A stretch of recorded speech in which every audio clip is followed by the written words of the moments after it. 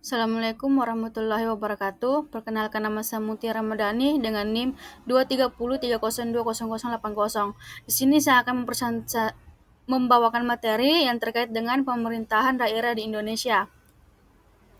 Yang pertama, pengertian pemerintahan daerah, yaitu pemerintahan daerah adalah penyelenggaraan urusan pemerintahan oleh pemerintah daerah dan Dewan Perwakilan Rakyat Daerah atau DPRD menurut asas otonomi dan tugas pembantuan dengan prinsip otonomi seluas-luasnya dalam sistem negara kesatuan Republik Indonesia. Yang kedua, ada dasar hukum pemerintahan daerah. Yang pertama itu Undang-Undang Dasar Negara Republik Indonesia tahun 1945, khususnya pasal 18. Yang kedua, Undang-Undang nomor 32 tahun 2004 tentang pemerintahan daerah. Yang ketiga, Undang-Undang nomor 23 tahun 2014 tentang pemerintahan daerah. Yang keempat, ada PP nomor 2 tahun 2014 tentang pemerintahan daerah. Yang kelima, ada Undang-Undang nomor 9 tahun 2015 tentang perubahan kedua atas Undang-Undang nomor 23 tahun 2014. Dan yang terakhir itu ada Undang-Undang nomor 33 tahun 2004 tentang perimbangan keuangan pusat dan daerah. Adapun juga prinsip dan asas pemerintahan daerah. Yang pertama, asas desentralisasi, yaitu pemberian wewenang oleh pemerintah pusat kepada pemerintah daerah untuk mengurus urusan daerahnya sendiri. Yang kedua, asas dekonsentrasi, yaitu pelimpahan wewenang pemerintah pusat kepada pejabat di daerah. Yang ketiga, ada asas tugas pembantuan, yaitu penugasan dari pemerintah pusat atau provinsi kepada daerah untuk melaksanakan sebagian urusan pemerintahan yang menjadi kewenangan pusat atau provinsi. Adapun juga struktur dan susunan pemerintahan daerah. Yang pertama, ada di tingkat daerah itu yang meliputi provinsi, kabupaten atau kota, dan desa.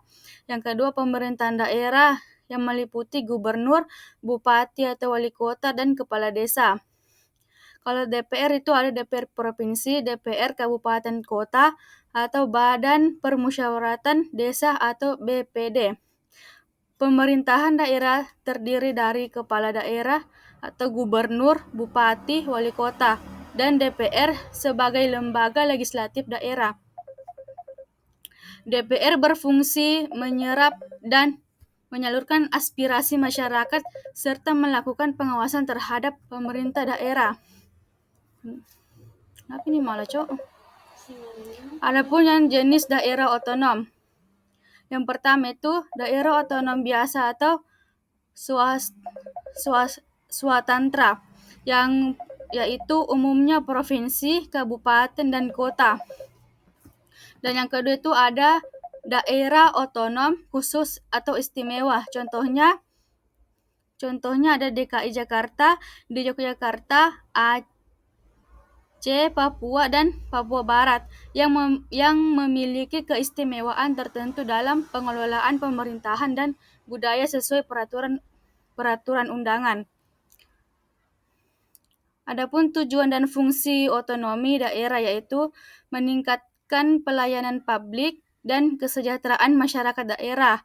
Yang kedua, mendorong partisipasi masyarakat dalam pemerintahan. Yang ketiga, ada meningkatkan daya saing daerah dengan memperhatikan potensi lokal. Dan keempat itu ada memberikan ruang bagi kekhasan daerah dan nilai-nilai lokal. Adapun kewenangan pemerintah daerah. Yang pertama itu, pemerintah daerah mengatur dan mengurus sendiri urusan pemerintahan di luar urusan yang menjadi kewenangan pemerintah pusat, yaitu politik luar negeri, keamanan, justisi, moneter, dan fiskal nasional, agama. Yang kedua itu memiliki hak untuk membuat kebijakan daerah, mengelola keuangan daerah, serta mengatur kepegawaian dan organisasi perangkat daerah. Adapun juga hubungan pemerintah pusat dan daerah.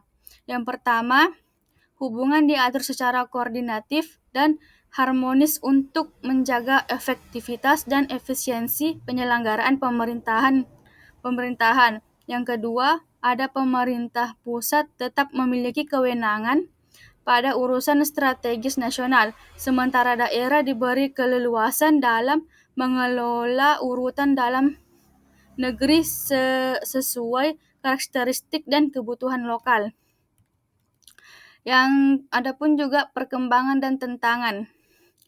Yang pertama itu, sejak reformasi dan berlakunya otonomi daerah, terjadi percepatan pembangunan dan peningkatan partisipasi masyarakat.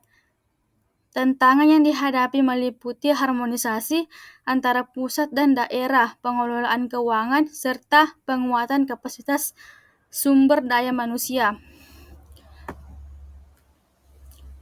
Adapun kesimpulannya yaitu pemerintah daerah di Indonesia merupakan sistem yang memberikan kewenangan luas kepada daerah untuk mengatur dan mengurus urusan pemerintahan sendiri.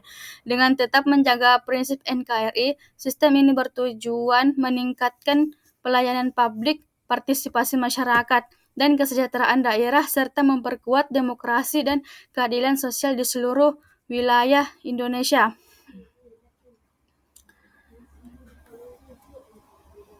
Jadi itu saja yang bisa saya sampaikan. Kurang lebihnya mohon dimaafkan. Assalamualaikum warahmatullahi wabarakatuh.